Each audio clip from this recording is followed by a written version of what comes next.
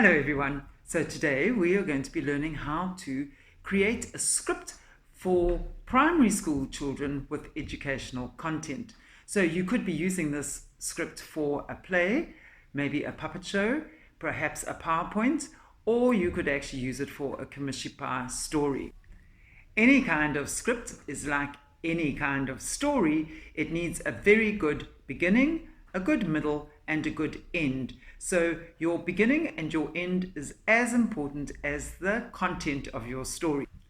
An educational script has got to teach something, whether it is a moral or some kind of content, and it's got to be done in a fun way where the children are not actually aware that they are learning. And at the end, you are going to be summarizing what has actually been learnt in the story.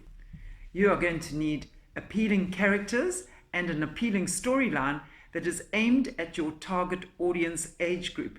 So if you are going to be doing a show for junior primary children, it's going to be completely different to doing a script for a show that is going to a senior primary level.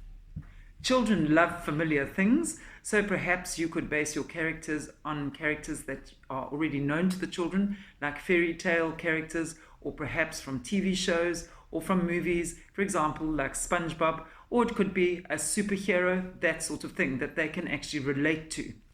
The script should be written in language that is accessible to your age group. So you shouldn't be using words that they don't understand, and you shouldn't really use slang, and of course, no bad language should be used at all in your script.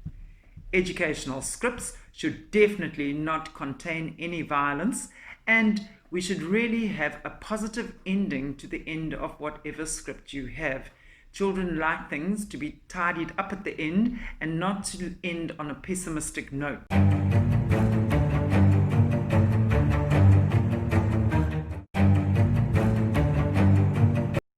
Now we're going to be dealing with how you're actually going to set out your script. Your script will have a title that you would write in bold if you are typing it out, and underline your title. Under that, you are going to have a brief description of your script. So if it's an eco play, you would mention that it is an eco play, and if it is to do with deforestation, then you could mention that at the top of your page. Close your brackets and then go on to naming all your characters. So you will have your character list, and next to each character's name, you will have a brief description of what the character should look like and what are the various characteristics of that character. So for example, it could be Mrs. Pepperpot, and then you could have next to Mrs. Pepperpot's name, a keen gardener who doesn't enjoy children being in her garden.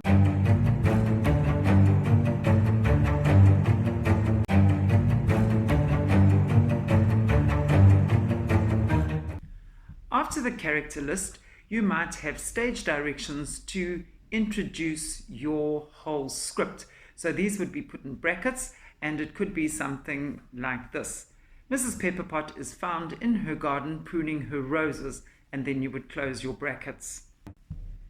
When you write out your dialogue for your characters, you would begin with their name on the left-hand side and underline their name and follow it with a colon.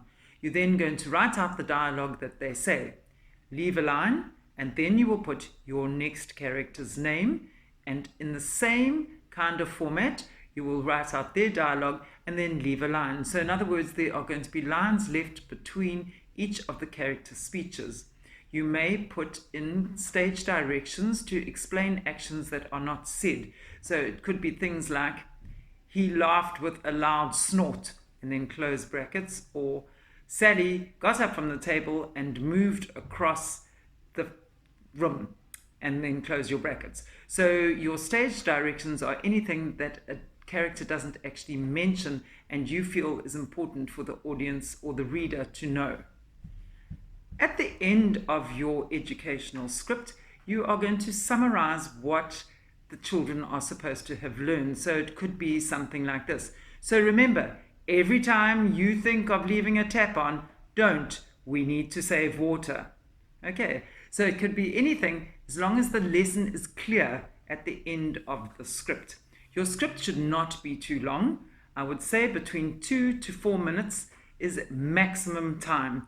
Children have got a short attention span, and it is better to have something of good quality rather than quantity. So choose your words carefully. Don't just waffle on. You need to really, really think about every single line and every single word that your characters speak. So today you are going to be writing an eco script for a primary school level. So if you want, you could choose a junior primary level, which is from your grade R to grade 3, or you could do a senior primary level from grade 4 to grade 7. You can be quite specific about the age group that you want to target. You can choose any kind of topic that has got an eco lesson to it. So it could be something on alternative power. It could be something on keeping the beaches clean. It could be something on saving water, saving electricity, the necessity for planting trees, eating healthily. You can decide any eco topic you want, and your lesson needs to come out really clearly in your script. Your typed pages should not be longer than 2 pages maximum, but 1 page should be quite adequate. So you're going to get on with your educational script writing. Remember your format to set it out correctly. Enjoy your task at hand.